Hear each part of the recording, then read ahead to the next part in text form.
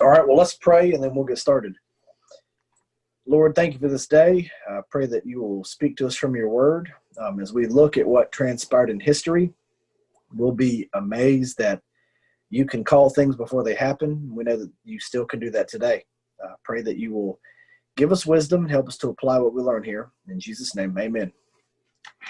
All right, we're in chapter 8 of Daniel, and I gave you a map that I sent in the email and put on top of the note sheet you use. And if you're able to view that map during this lesson, that'll be helpful when we get to the shaggy goat of chapter 8, as some of your translations say. Chapter 8 is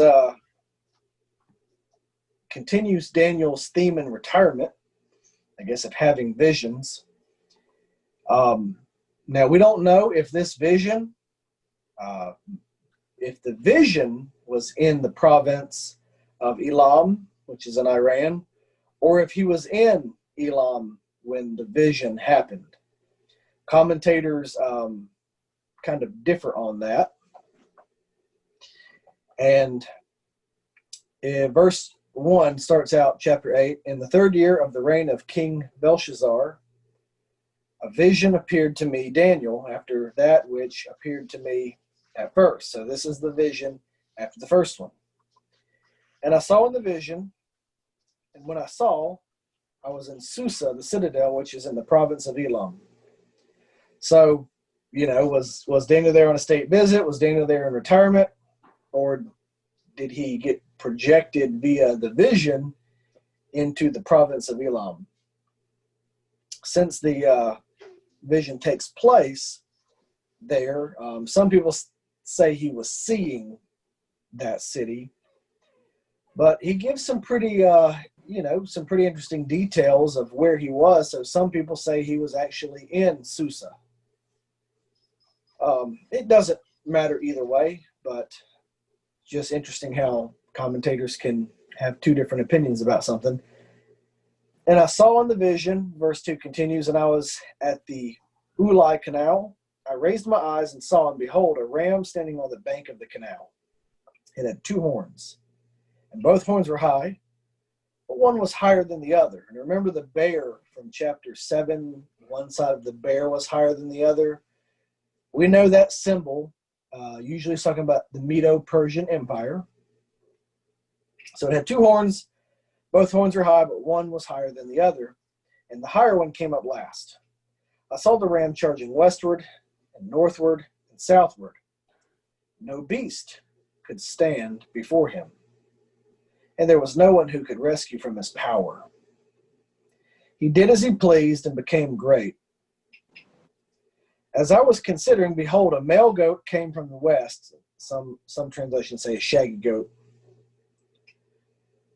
across the face of the whole earth without touching the ground. And the goat had a conspicuous horn between his eyes. He came to the canal, and he ran at him in his powerful wrath. I saw him come close to the ram, and he was enraged against him, and struck the ram and broke his 2 horns. And the ram had no power to stand before him, but he cast him down to the ground and trampled on him. And there was no one who could rescue the ram from his power. Then the goat became exceedingly great. But when he was strung, the great horn was broken, and instead of it, there came up 4 conspicuous horns toward the 4 winds of heaven. Out of one of them came a little horn, which grew exceedingly great toward the south, toward the east, and toward the glorious land. It grew great even to the host of heaven, and some of the host, and some of the stars it threw down to the ground and trampled on them. It became great, even as great as the prince of the host. And the regular burnt offering was taken away from him, and the place of his sanctuary was overthrown. And the host will be given over to it together with the regular burnt offering because of transgression, and it will throw truth to the ground, and it will act and prosper. Then I heard a holy one speaking, and another holy one said to the one who spoke, "For how long is the vision concerning the regular burnt offering? The transgression that makes desolate, and the giving over of the sanctuary and host to be trampled underfoot. And he said to me, for 2,300 evenings and mornings, then the sanctuary shall be restored to its rightful state. All right, that is quite a vision.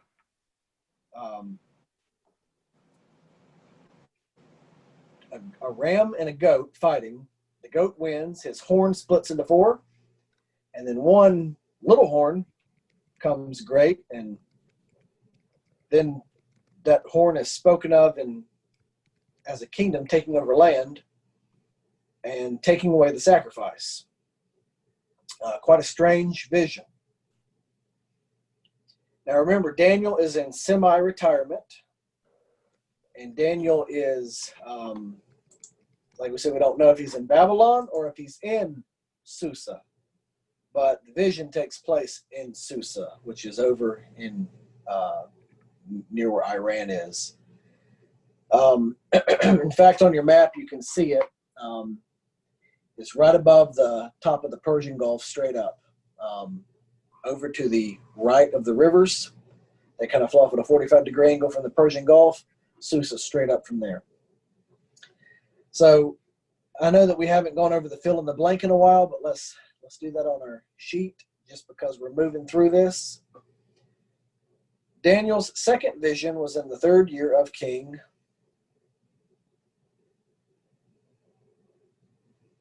Everyone's muted, so I didn't hear you, but Belshazzar. So remember, it goes Nebuchadnezzar, evil Merodach,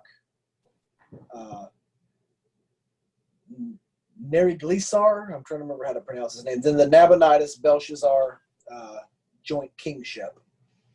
So this is about, Daniel's in his 60s or 70s. He's a retired, older man. Now, in verse 2, the first animal Daniel saw in the vision was a blank with 2 horns. Ram. So a ram. We all know what a ram is because of Dodge Ram Chargers. Dodge Ram trucks. It's not just a sheep; it's a male sheep, kind of like a, strong, tough, got curled horns, very hardy. It's not like little Bo Peep's little lamb she takes to school. It's a strong animal, And so this ram has 2 strong horns. One is bigger than the other, though, and grows up later, which we know the Medo-Persian Empire has talked about that way before with the bear. Well, the ram is really strong, and nobody can stand up to the ram. So it's just kind of showing just how strong the Medo-Persian Empire was at the time. It took over everything it wanted. After Belshazzar's defeat, the Medo-Persians, they have everything from India to eastern Greece. They take it over. Now, the second animal was a blank from the west. Goat. Yeah, goat, a shaggy goat. Goats in Scripture are often seen as a little wild, a little uncontrollable. And this one just goes after the ram and defeats it and tramples all over it. And remember, it has one great conspicuous horn. Mm-hmm. And so number 5, there was a conspicuous horn that came out. Number 4, the goat's great horn was broken, and 4 horns came up in its place.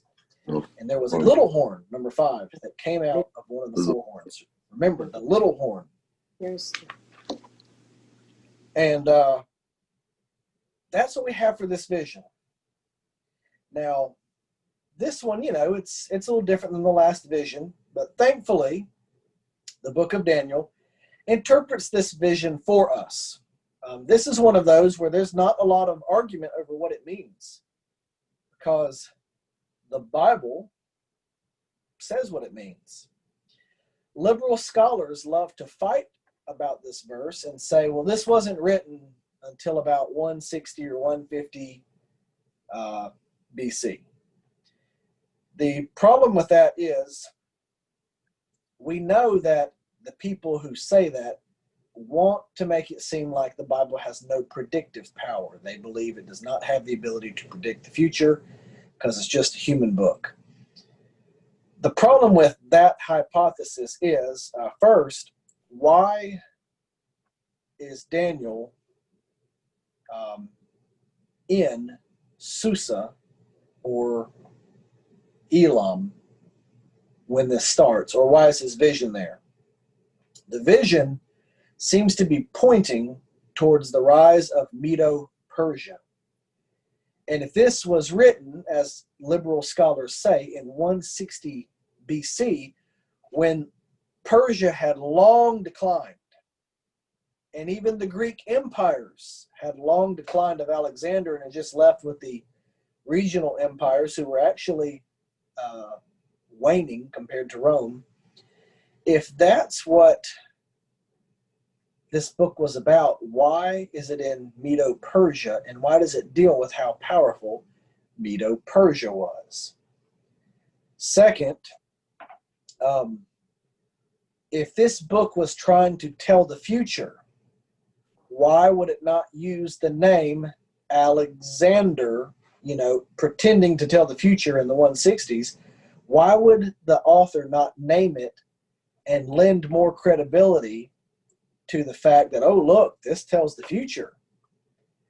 Why would they hide images behind goats and rams?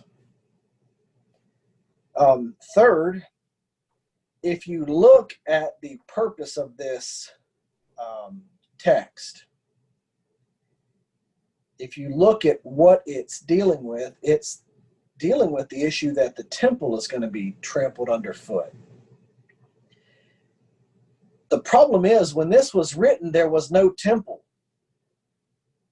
So, in fact, when this was being written, Daniel was foretelling the rebuilding of the temple.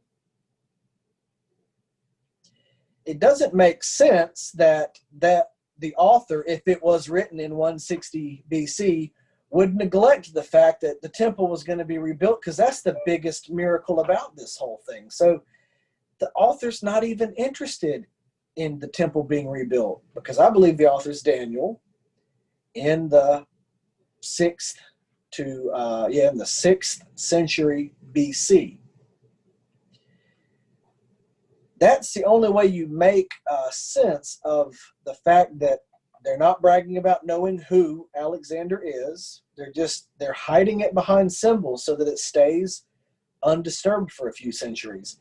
They're not interested in glossing over history. They talk about the rise of the Medo-Persian Empire and that one part was better than the other.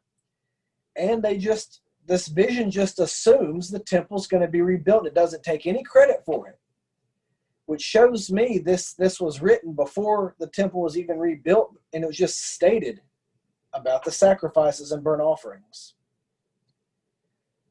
The other thing is, just historically, there's no proof that Daniel existed that late. We have good proof that Daniel was an ancient book predating the Maccabean period. So, and it's one of these things where people will say, well, see, it doesn't really tell the future, except for the fact that, the sacrifice was foretold for 2,300 years. 2,300 evenings, and mornings. And people will say, well, if you look at history, that's what happened. So even the fact that they could guess how long Antiochus, which we'll get to that in a minute, would stop the sacrifices, this book still has predictive miracles in it. You can't get away from the fact that the book of Daniel has predictive miracles of telling the future in it. That's what prophecy does. So, liberal scholars will try to fight this or that. Some of them will say it was written in the 200s or 300s. The best bet is that it was written when it says it was. It knows what it's talking about.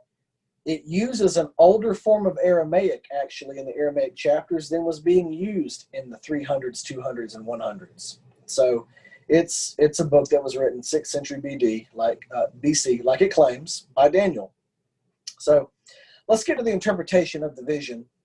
And since we believe this is God's word, and it's inspired by God, inspired by the Holy Spirit, and we believe that it can tell the future, we're going to assume that's what it's doing. So verse 15, Now, when I, Daniel, had seen the vision, I sought to understand it.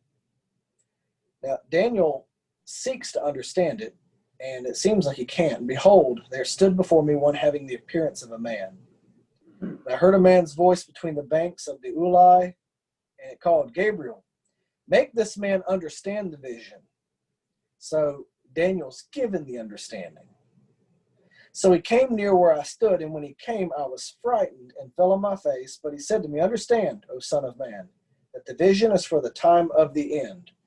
Once again, we have that phrase, the time of the end, like we talked about last week. That's why sometimes people get confused reading Daniel, because we've already talked about the end is a big statement. The end talks about the beginning of the ministry of Christ, and it talks about the end of all things before the return of Christ. So, understand, O son of man, that the vision is for the time of the end. And when he had spoken to me, I fell into a deep sleep with my face to the ground. So he passed out, I guess. But he touched me and made me stand up. He said, behold, I will make known to you what shall be at the latter end of the indignation, for it refers to the appointed time of the end. As for the ram that you saw with the two horns, these are the kings of Media and Persia. So it just defines it for us. And the goat is the king of Greece. And the great horn between his eyes is the first king. As for the horn that was broken, in place of which four others arose, 4 kingdoms shall arise from his nation, but not with his power. And at the latter end of their kingdom, when the transgressors have reached their limit, a king of bold face, one who understands riddles, shall arise. His power shall be great, but not by his own power, and he shall cause fearful destruction, and shall succeed in what he does, and destroy mighty men and the people who are the saints. By his cunning he shall make deceit prosper under his hand, and in his own mind he shall become great.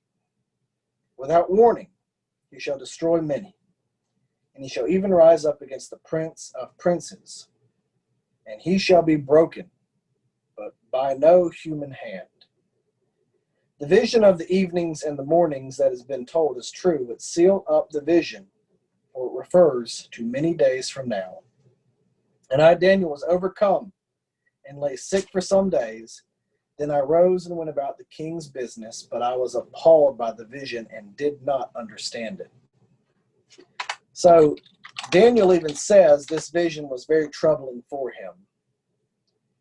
Now, on our fill in the blank, we're on number 6. The ram is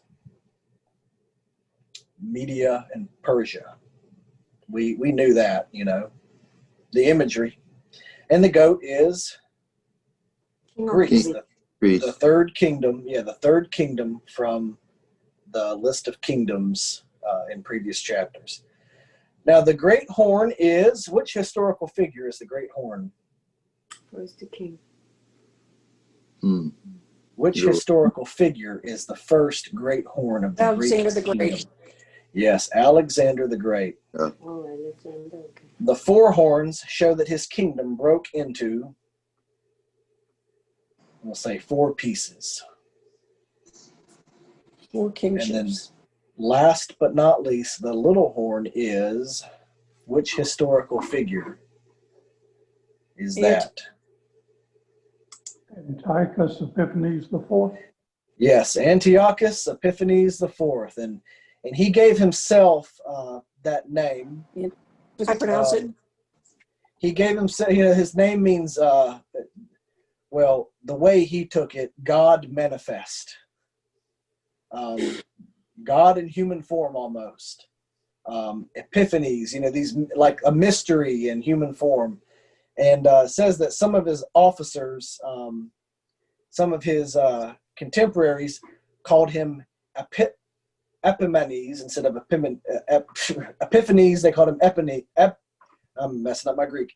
Epiphanes, which means the mad one, and he obviously had some mental erratic behavior that was inspired by this. He would do crazy things like just show up at public bathhouses, which is kind of like, imagine the president showing up at the local pool hall, just to hang out with the dudes. And he would, just act generally unstable at times.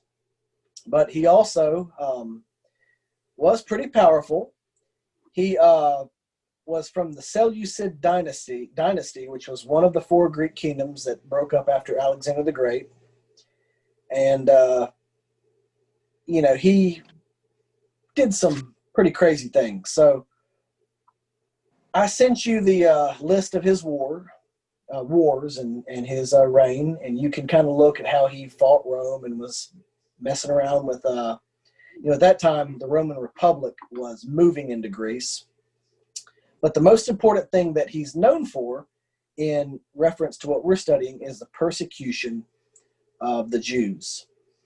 And so he kind of held Judea under his empire, and the Seleucids and the Ptolemies had respected Jewish culture and protected them. They had allowed them to have kind of like free practice of their religion. But Antiochus IV reversed this. Now, what's interesting is during the civil war that happened in Jerusalem and Judea at this time, a lot of times we read this and think that the Jews were completely oppressed, and they were oppressed by like outside Greek occupying forces, but that's not what happened. The situation during those days is a lot like the situation back in Jesus' days. In Jesus' days, Jewish culture was divided between the rural, ethnic, and cultural Jews who still practiced their religion. Most of the Pharisees were like this. And then the Hellenized, or the Greek culture, Jewish people living in the cities, of which the Sadducees were part of.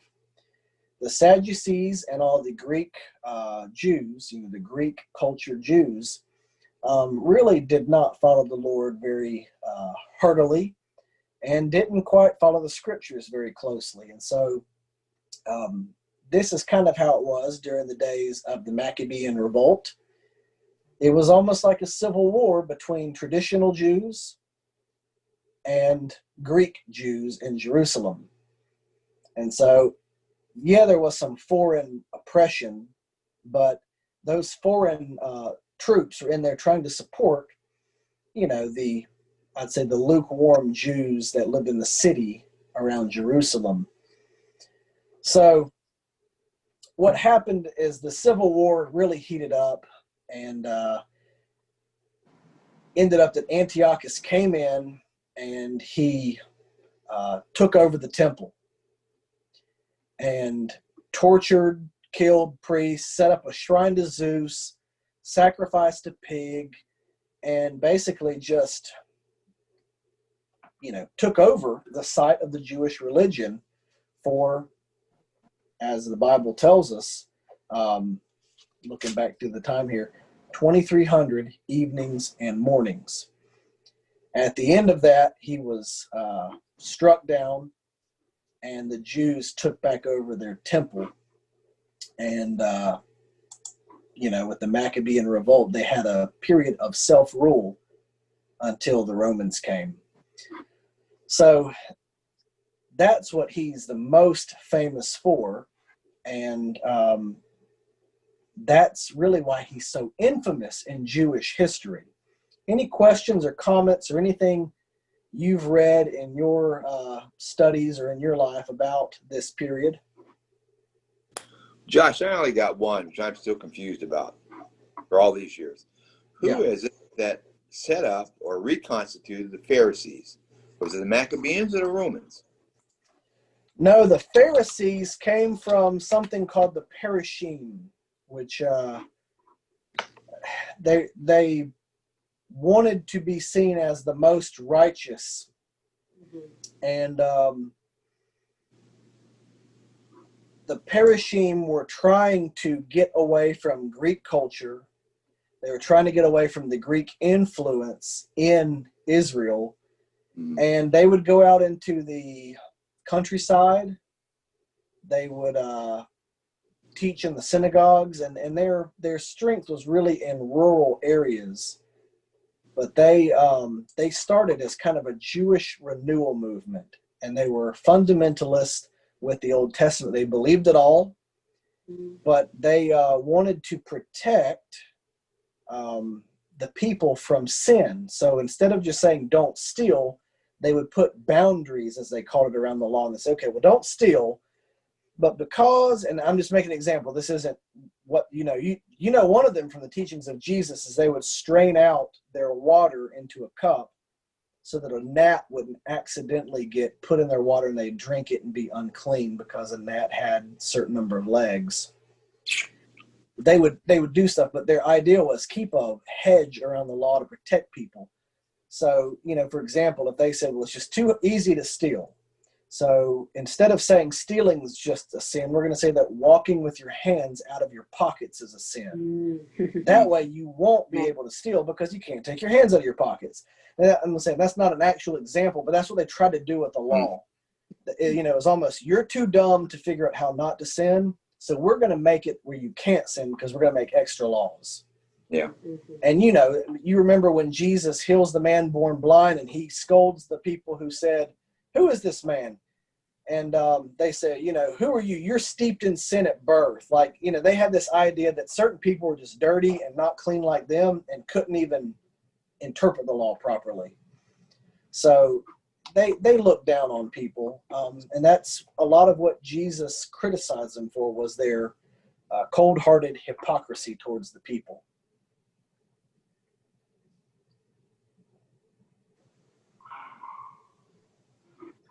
Any more questions?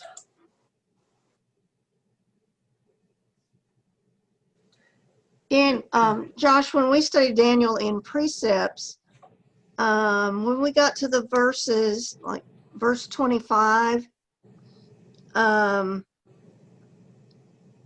think we said, because I couldn't find it where in my notes it was, that this was a prophecy about Antiochus Epiphanes, but also it was looking forward to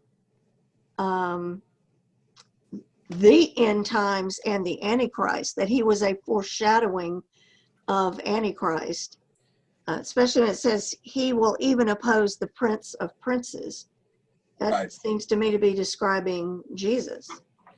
So there is I would say a minority of scholars who believe that this is very similar to the end of chapter 7.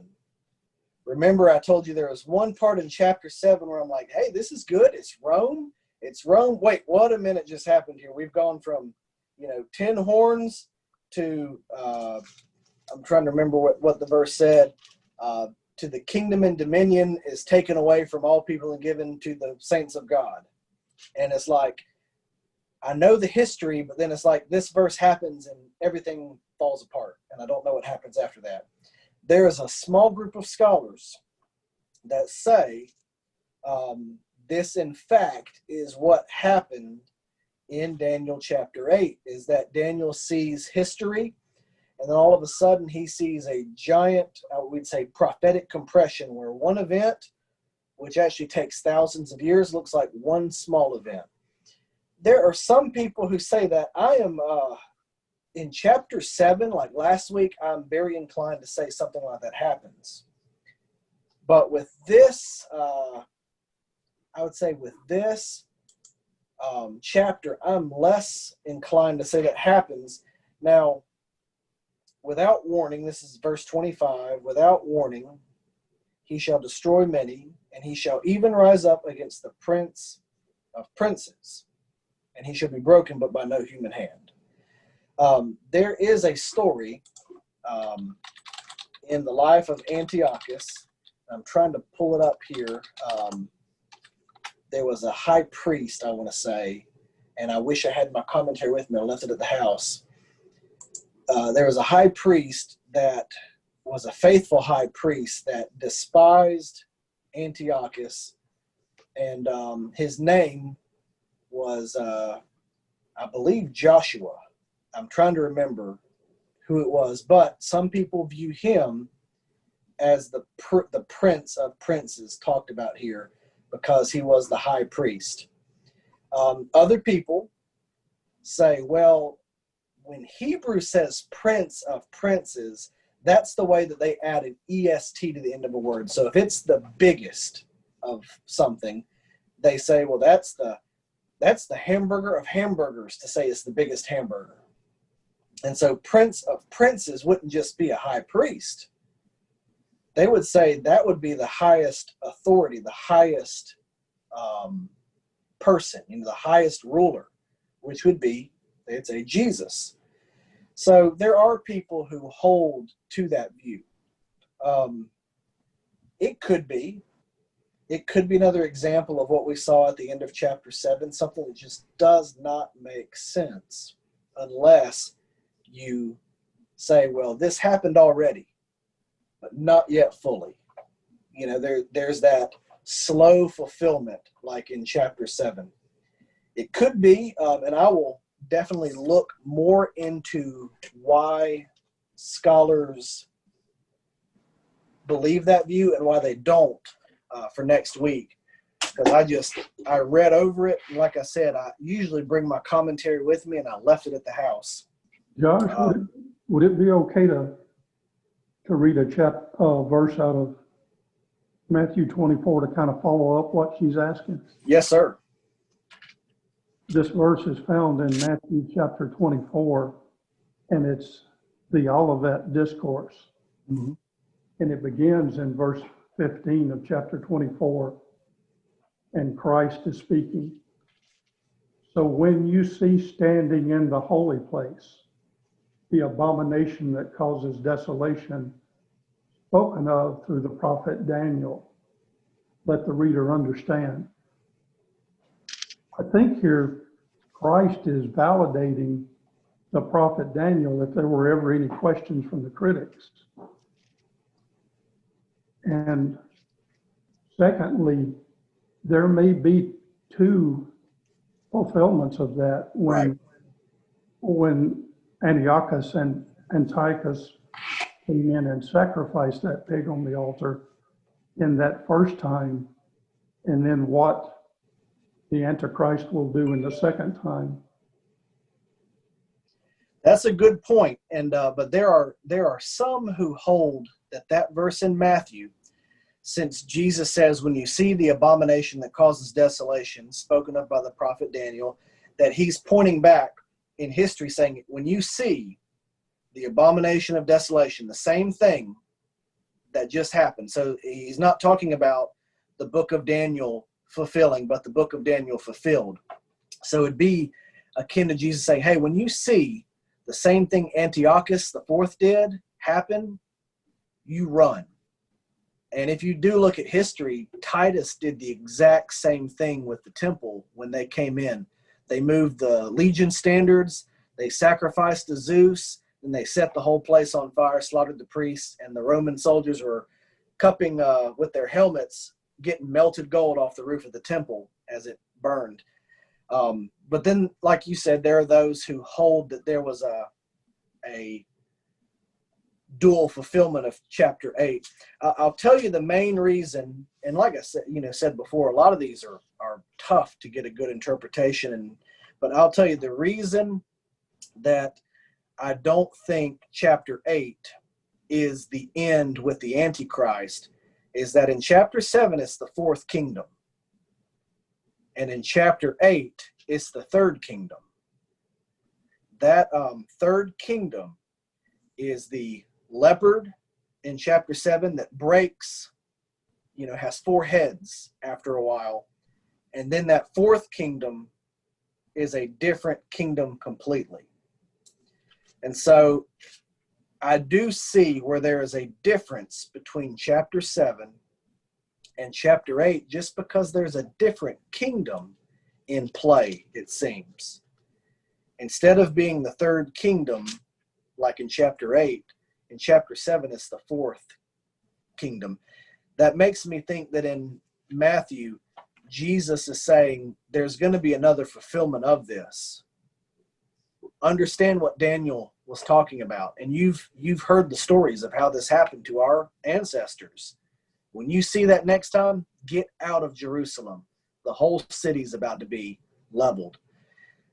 Now, once again, and this is just the nature of biblical prophecy, then you get into Jesus' Olivet Discourse, and you have people who say it's been completely fulfilled, just like we have with Daniel, and others like, I think that's where I am, saying I don't see everything about this fulfilled yet.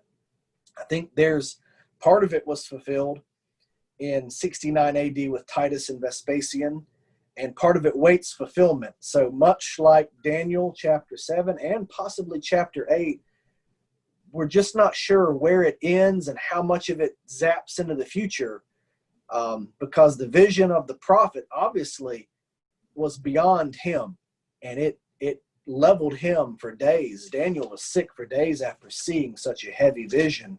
So we can't possibly have a better grasp of it than him, and it blew his mind.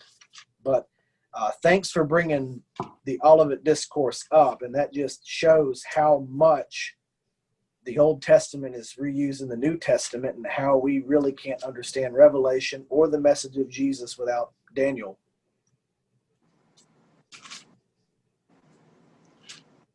And like I've said, you could very well be right, Cheryl and John, about chapter 8.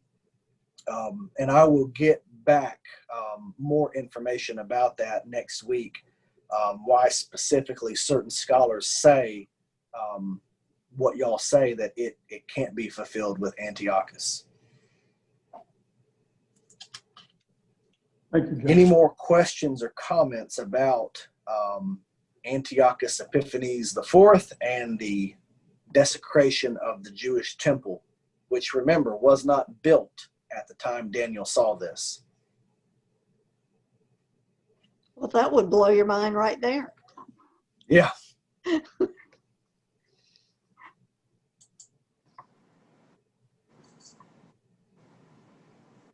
Let me pause for a minute here with our history and talk about briefly Greek culture. Now, as you know, the Greeks had a very interesting worldview by this point in time. Alexander the Great was trained by Aristotle, who was trained by Plato, and but disbelieves most of what Plato taught.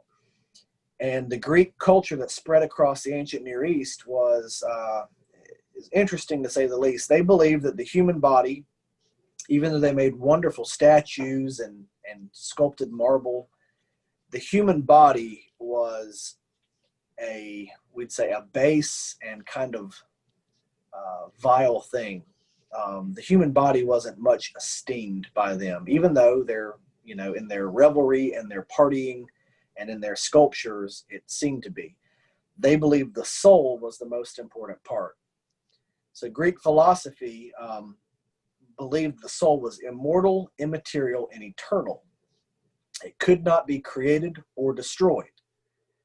The Christian view is that the soul just does not die during physical death.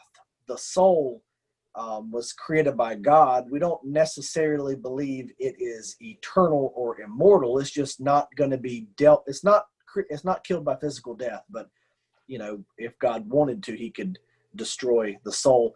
Greeks would believe that God couldn't destroy a soul because it's immortal, indivisible, and eternal, of the same substance that God would be made from. They did not believe in the resurrection of the dead. That's part of the reason the Sadducees did not like the idea of the resurrection of the dead, is they kind of held to a Greek view of the world when it came to that. Why would you want to resurrect the terrible body? You have a perfect soul that's just in prison in there. And if you just got rid of that prison body you had, you could live a true, wonderful spirit or soulish existence. They, as you know from a lot of Greek stories and sculptures, they were a pretty decadent society. They practiced all kinds of weird things.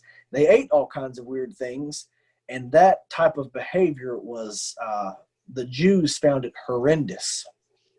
So when they let Israel have their own religion and kind of just watched over them, things were all right because there was tolerance. But when the Greeks began to force the Jews to live as Greeks and do what they wanted, that's when a lot of the violent civil war stuff started under the Maccabeans. This continued out into the Roman period because the Romans were very similar to the Greeks. And for a while, the Jews were content to be ruled by the Romans if they were allowed to have their own distinctives. But as we know, there were those parties in the Jewish political spectrum that wanted to violently overthrow the Romans, just as the Maccabeans had done the Greeks. They thought, we've done it before, we can do it again. And they wanted to overthrow the Romans and reassert their national independence. So a lot of their patriotic ideas came from this era that Daniel's talking about. They saw how they had had their temple desecrated, and they believed that just as they had thrown off the Greek yoke before, they could throw off the Roman yoke in the time of Christ. So it's a very important part of Jewish history. You can see why the book of Daniel would have given them strength during this time to know that God had everything under control. So chapter 8, as we look at how it ends, look at your map. Your map is going to have a little, some different colors here. So you've got down around Egypt, that blue color, that's the Ptolemies. They were the Greek dynasties that ran Egypt and the upper part of Africa. Then you have in the mustard yellow, all across Persia and into Asia Minor, the Seleucids. That's the kingdom that Antiochus was from. You got two more up in Macedon and Thrace, and all four of those kingdoms, really kind of vied for power. But you have two other kingdoms that y'all will know from history. One being the Roman Republic over there in the boot of Italy, the Roman Republic. And then you also have the Carthaginian Empire, because this is, during the time of the Punic Wars, where you have the very famous wars between Hannibal and the Roman Republic. So just so you know where you are in history when we talk about Antiochus Epiphanes and what was going on in the rest of the world, this was when the Greek empires were declining and the Roman Republic, about to turn into an empire, was rising. So you can kind of see how Jerusalem and Judea are buffer zone between the Ptolemies and the Seleucids. It kind of went back and forth because there were some wars. And interestingly enough, when we get in chapter 9 and 10 and 11, we're going to have these wars spelled out. And so the rest of the book are really going to start dealing with what's going on during this whole time that chapter 8 is talking about. What we're going to find out, and this is why I'm saying that's a very possible interpretation for chapter 8, what Cheryl and John brought up, because we're about to get to, in chapter 9, the 70 weeks. And next week, when we get into the 70 weeks, we're going to find out that the book of Daniel foretells the birth of Jesus about to the year, based on what we know of history, when we can date things. And, once again, like I said, when the liberals say, well, it was written in 160 BC. Okay, so in 160 BC, they still foretold the birth of Christ. It's, what are you buying by not believing that this book is what it claims to be? That it tells the future 160 years before it happens rather than 560 years before it happens? I guess there's no free lunch.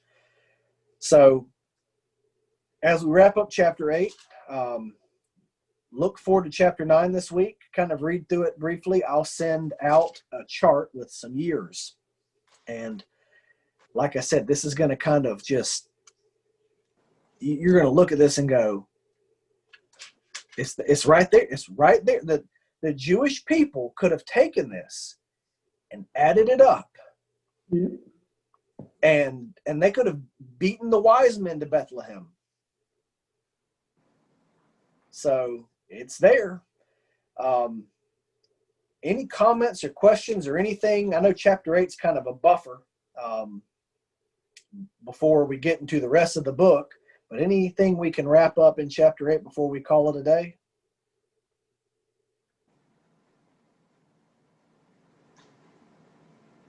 Josh, is it on I didn't see it, and maybe they didn't write about it, but is there anything in this whole era where they went up north of the Black Sea, or did they just stay south? If you're referring to the kingdom of, and I'll think of this name in a minute, there's a kingdom on the northern part of the Black Sea that converted to Judaism. It's after this era, but it is right around this area. Okay. Is that what you're referring to? Yeah, that's why I can't remember the name of it either. Yeah, so there was a kingdom, and they were Greeks culturally, that converted to Judaism during this time, right after the Maccabean Revolt. Yeah. And stayed Jewish. I mean, they followed the Torah as best they could, and it's really quite an interesting story. And so what Ted's referring to is that episode. And I know it's around the city of Odessa. I just cannot remember the name of the kingdom.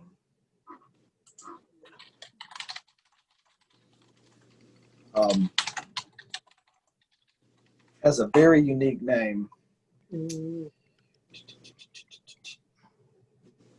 I'll find that for next week also. Okay. Now, just a side note, I was in northern Turkey in 82. Yes. Black Sea. Everything in the villages I was at was all in Greek. There was no Turkish. Yeah.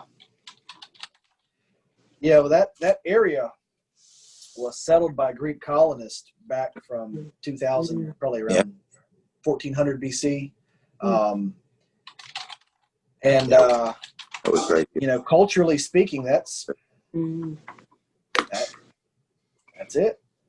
They've been there longer than the Turks were. The Turks came from Central Asia a lot later. Well, I enjoyed it. As always, I enjoy it, and hope that you did too. Hope that this week is good for you, and if I can answer any questions, do anything to help you, let me know. We'll be ready for chapter 9 next week. Chapter 9 takes a while. It's not as quick as 8, and so we'll probably be in chapter 9. It's probably from here on out, just look at each chapter taking 2 weeks. And then chapter 11 may take 3 weeks. But chapter 12 is really easy. So, chapter 12 is, chapter 12 is good. All right, we'll talk about chapter 12 when we get there. And I'll send you out a big chart, like I said. So have a good evening, and hope to see you around this week. Next Sunday, I'll see you. Y'all take care, okay? Thanks, Josh. Thank you. No problem. Thank y'all.